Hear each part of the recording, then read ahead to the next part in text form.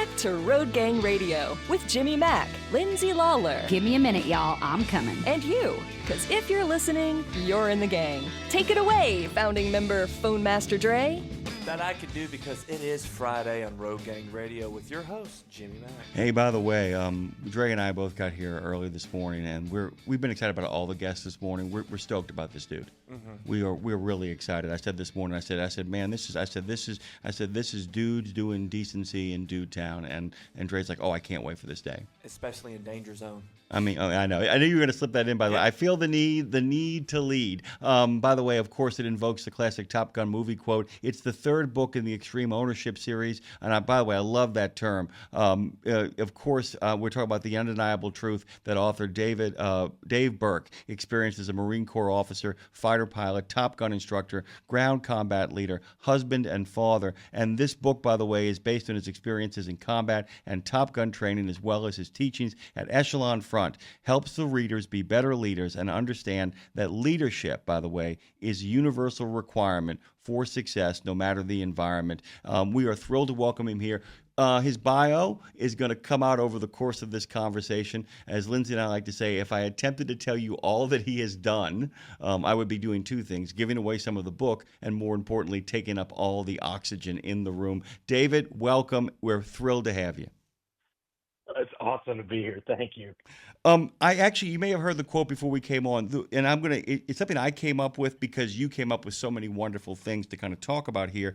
And there seems to be percolating throughout all of your work a deliberate, focused incrementalism that we can't have any sort of executive function unless we really begin to realize that this cannot be built in the blink of an eye. There's no easy fix sometimes to problems or sometimes to a tabula rasa. We've got to start at its basic building blocks and move that way. And it's only then we can begin to kind of blow jazz as a Top Gun pilot, or as an executive making decisions, or as a trusted member of a high experienced team. Correct?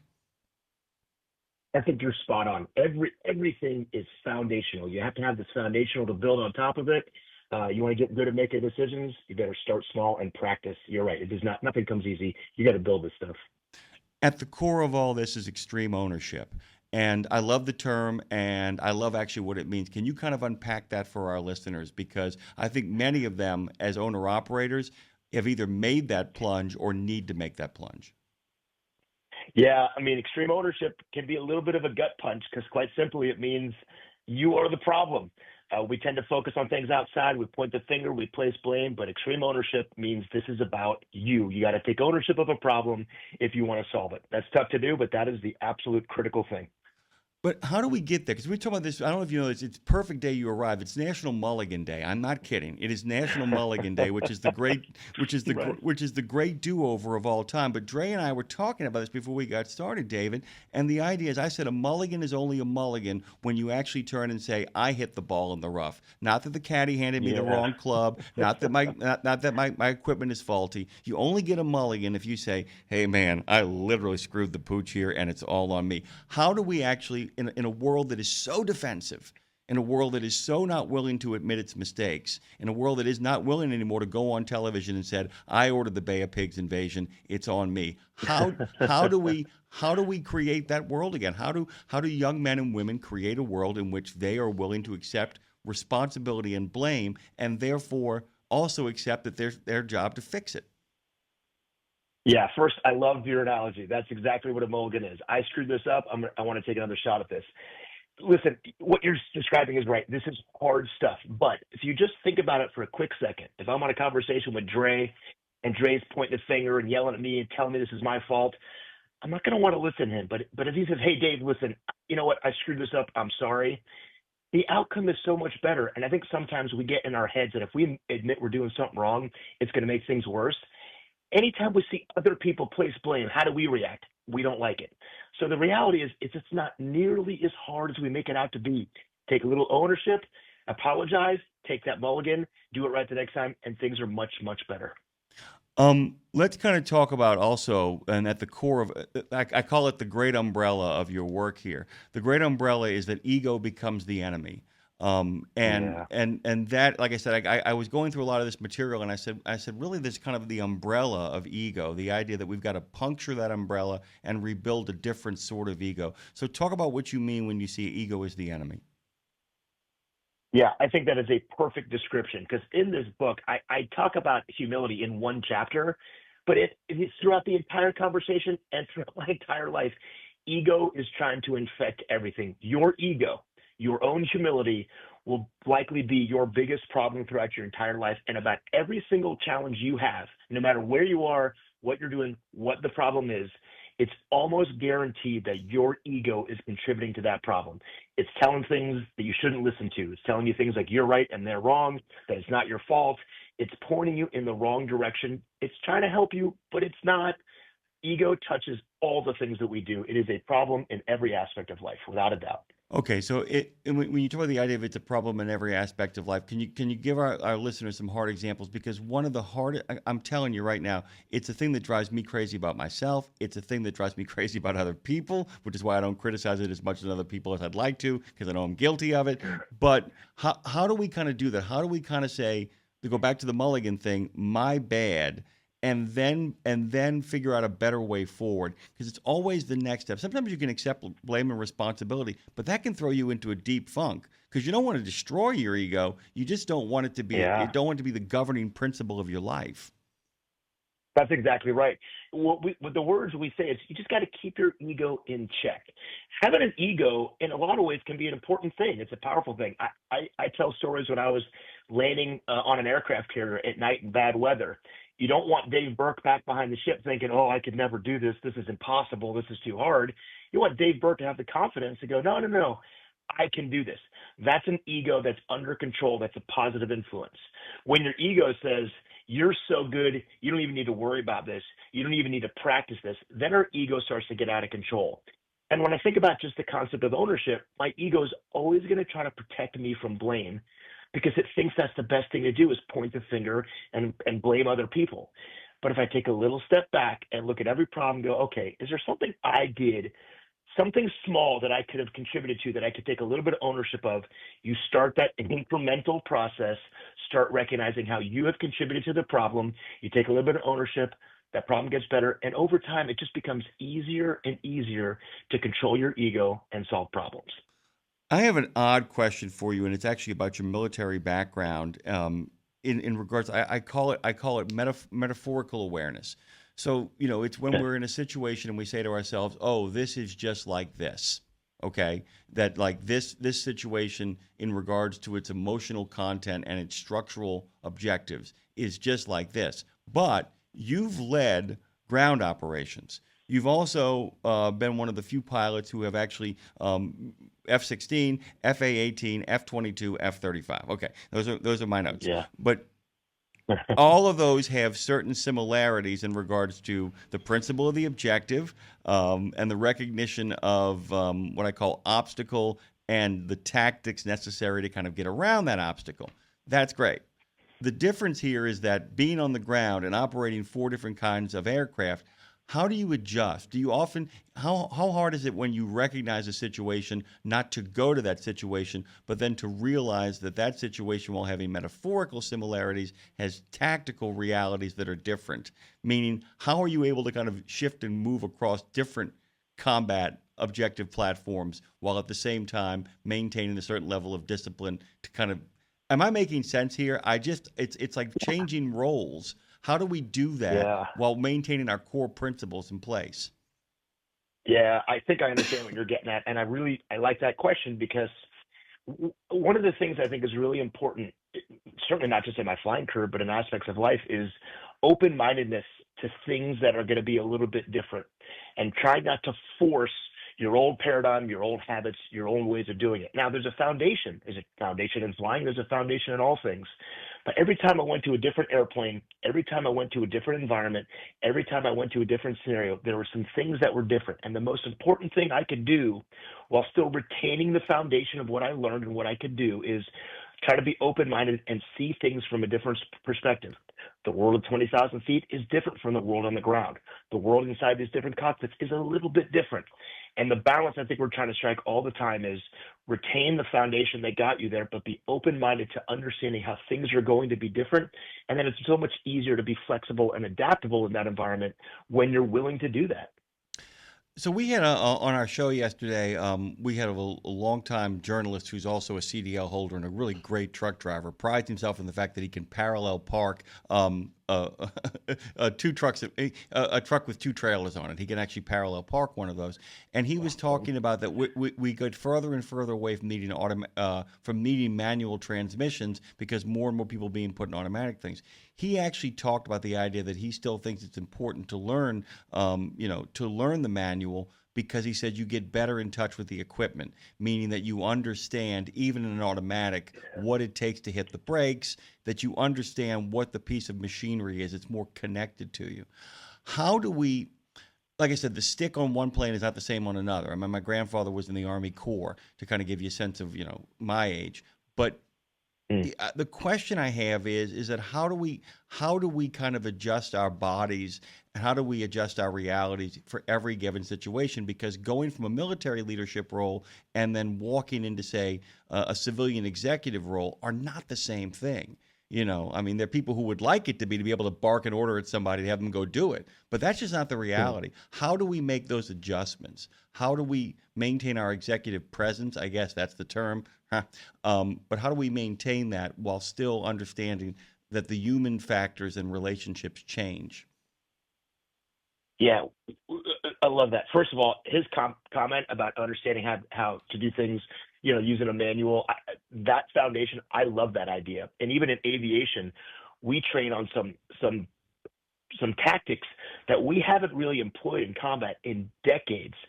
Even some basic dogfighting things, we haven't done that with enemy aircraft in decades, but we know we have to teach that foundationally, not just because you're going to have to do it, but because that's what builds that knowledge, that understanding, that deep familiarity with how these things operate and work. Those are the things you build a foundation on, especially when things like automation and automatic things start to get built into that. I think what he's saying is exactly right.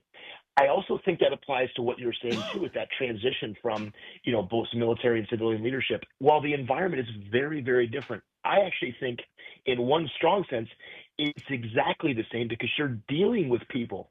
And if in the military, your only leadership tool is to bark at people and yell at them and they can do what you want, give them orders.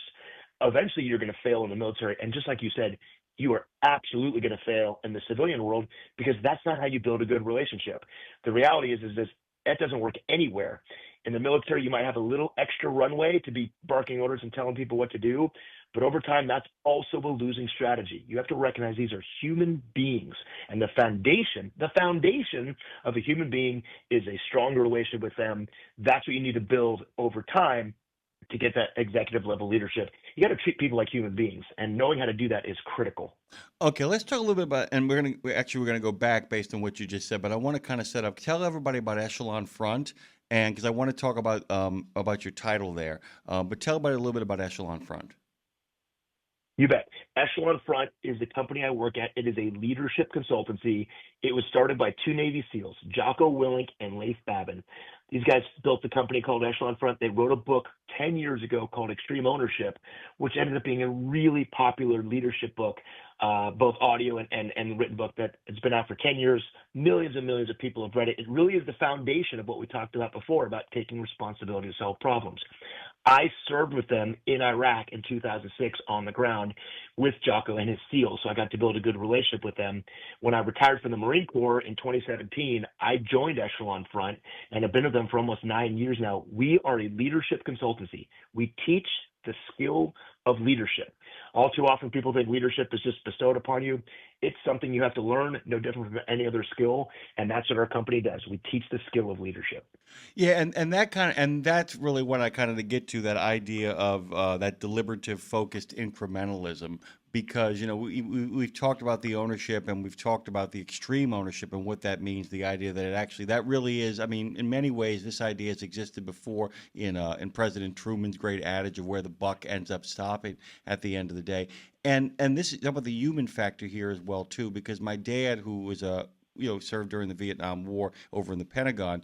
He once described a commanding officer that he had. He never yelled, he never shouted. I love this line. It stayed with me. He goes, he had just enough pressure in his voice to make you do what you needed to do.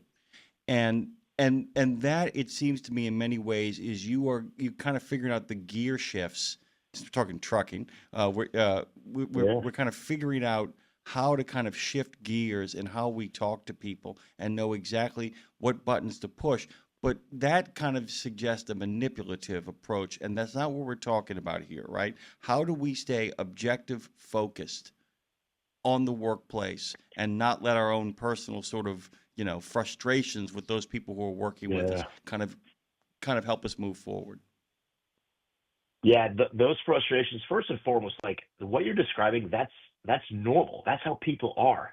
And when we let our emotions grow and get the best of us, we tend to make bad decisions. That's when we end up yelling at people. That's when we end up imposing our will if we're in charge. It's how we end up violating the basic foundations of a relationship. I love that description of, hey, he never yelled at anybody, he had just enough pressure in his voice.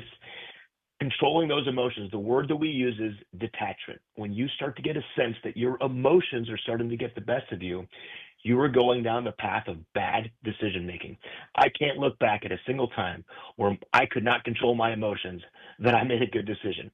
When I get frustrated, when I get angry, I make the worst decisions in my life. And so I have to recognize that detaching from those emotions and staying in control is the only path to getting to the outcome that I want, especially when I'm talking about dealing with other people. Yelling at people is almost never a good idea. It should be absolutely one of the most rare things you ever do. All I have to do is stay in control of those emotions the entire time, understand what the red flags are, maintain that control so I can make good decisions as it applies to the other human beings that I'm involved in. I had a friend of mine, and he's still a friend of mine. He actually runs a business where he's a restaurant consulting firm. I mean, they just go in and they basically help people kind of reorganize their restaurants.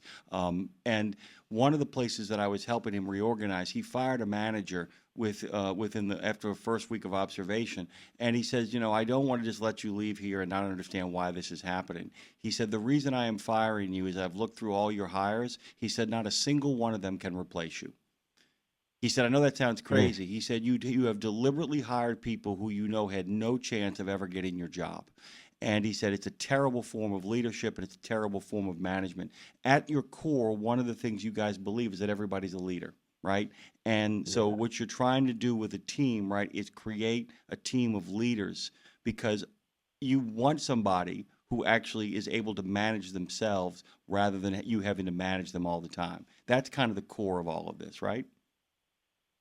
You're exactly right. A foundational belief is that every single human being is a leader, not just because you're a CEO or a founder or a vice president. You could be a brand new frontline individual contributor. You could have your own company of one person. Every human being that interacts with another human being is a leader. And on top of that, if you're in an organizational leadership role, let's say you're on a team or a place or a company where you have other people that do work for you, your job is to work yourself out of a job by training them to be able to replace you. And that's a little bit of a hit on our ego, and I could probably imagine what this guy's motivation was. But just to that point, it's terrible leadership to create a situation by which the people underneath you can't grow. And so our job is to recognize everybody as a leader, to tap into that leadership capacity. And the best thing I can do is create an environment where the people subordinate and younger to me have a growth opportunity to eventually one day replace me. And by the way, that's what we're doing as parents, right? We are trying to create an environment by the people we are developing and growing can one day achieve what we've achieved and surpass us. That's good leadership. So I love those comments. Those are spot on. Dave Berke, by the way, BERKE.com, and you can find him on Instagram at David Berke. So you might want to find him over there. I just wanted to kind of make sure we took care of the bureaucracy of the situation as well. The other problem too is that often when we kind of give people, when we don't give people these leadership qualities, it means that when a crisis happens, you're having to micromanage the crisis as well. That's another problem that can ensue from not creating leaders, correct?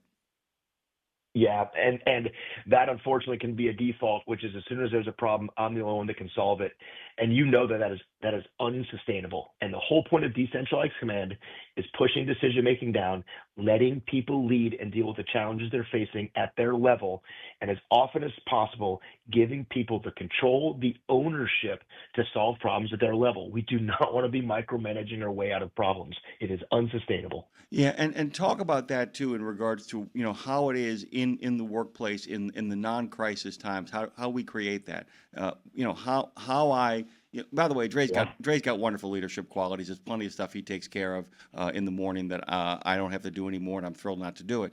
But how do we do it? How do we go about the business of letting people know that I'm training you to replace me at some point? How do we let people know you should do this? It's what's going to make you better. It's how you're going to get better. What are those steps? What do they look like in regards to, I guess, the downtime, as it were?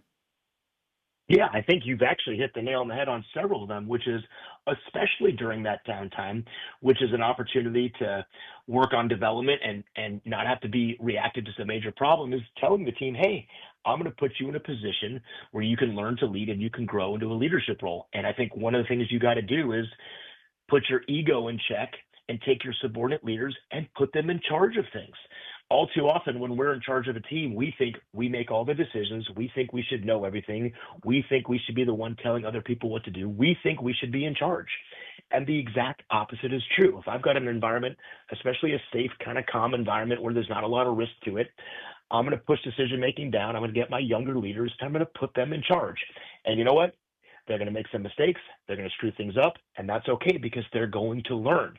And the more I do that, quote, during the downtime or during peacetime, if you think about it from the military standpoint, the better they get, the sooner they get better.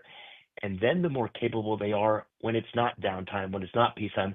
It's better when there actually is a real crisis or a real challenge. Now I've got a team that can perform. But if I've wasted that time when there actually is a real crisis, I don't have anybody that can step up and lead. And that's a failure. I take advantage of that every moment I can, push decision making down, tell my team I'm going to put them in leadership positions, and then let them lead. And if that means mistakes and errors, so be it. That's how people learn. That's the environment I'm trying to create.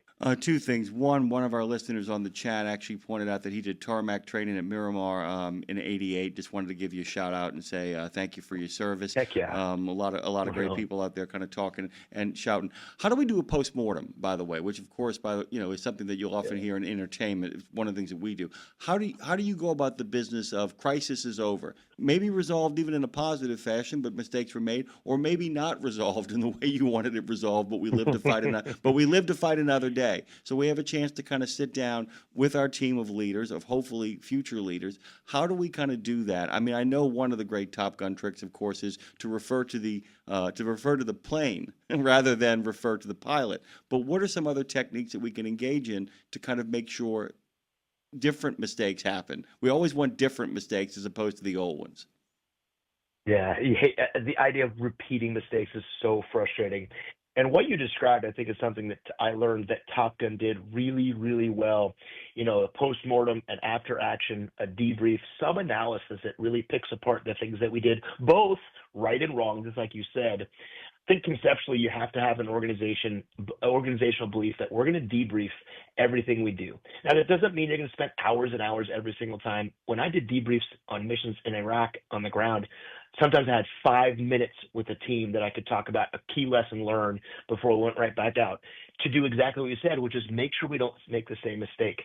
And this, I think, is connected to what you talked about at the very beginning, which is humility is central to this. Even if you have a good mission, even if you have a good outcome, even if you do a good job, I guarantee you can find something that you can do better, something you can improve on. This is what Top Gun did really, really well. You take these training missions and they almost look perfect. But a good instructor would sit down and detail the analysis and find places where we could improve, identify them, teach them, and that would prevent us from making those mistakes again. It has to be part of the culture by which we are willing to admit what we did wrong, even in a good outcome. That way, if we have a situation where it's a really bad outcome and a failure, it's not some big leap to start talking about it because we've been talking about our mistakes forever. And so I think the mindset is there's always things we can do better. There's always ways to improve. A humble leader will identify that, And that's what gets the team better and keeps them from making those same mistakes over and over. You've got to do that debrief. A good friend of mine who was a wonderful theatrical director once told me that the whole reason that you have notes after rehearsals and you go through things and you actually don't consider the rehearsal over until all the final sort of comments are made. He said I'm actually using this term on the air. I don't care. He said the best way to stop an environment of shit talking is talk the shit in front of each other. And that's an important step, isn't it? The idea that people have got to be able to afterwards not race out the door, not go home, not clock out, but actually be willing to sit down and kind of break down what broke down, right? Yeah, I'm going to steal that line. It's a perfect line. That's exactly what you got to do. You got to sit down and you got to talk about it, even if it's stuff you don't necessarily want to be talking about because it's mistakes or failures or errors or bad outcomes. Listen, you've got to have those conversations. You got to be open-minded to other people's feedback as well. And sometimes, you lock people in a room and you got to get that stuff out and you got to sort through it. That's what makes us all better. I love that. I'm absolutely stealing that. That's 100% right. It's yours. It's yours because the man who said it has already shuffled off his mortal coil and is directing Shakespeare in the Kingdom of Heaven. Need to Lead is the name of the book. David Berke is the author. Dave Berke has joined us this morning. We have been thrilled to have him here. By the way, my co-host who joins me at the midpoint of the show, she can talk process until kingdom come. It's like, I love it. There's nothing better than afterwards of doing a hard day's work and then kind of sitting down and going, let's go through that, and go through the good stuff too. Final thought, right? We should go through the good stuff. We should say, here's why that worked, because then you can transplant it other places, correct? That's exactly right. I 100% agree with that. Absolutely. So we're just going to leave it at that and say you did a really great job today. I thought that our given – I'm just kidding. I'm kidding around about that. But DaveBerke.com is where you should go. I'm telling you guys, Need to Lead and all these extreme ownership books are really worth checking out. Thank you so much for your time. You got any good weekend plans? Anything cool coming up? I am going to All-Star Soccer weekend with my son, so that'll be a good weekend for me to watch him play some soccer. Yeah, our general manager actually is headed up to Franklin, Tennessee this weekend because his son is actually a flag football travel team. So I get it, man. Go have fun. Go enjoy yourself. Thank you, Dave. Hey, this was awesome. Thank you, guys. You got it. DaveBerke.com, Instagram.com. Of course, it's David Berke over there. The name of the book is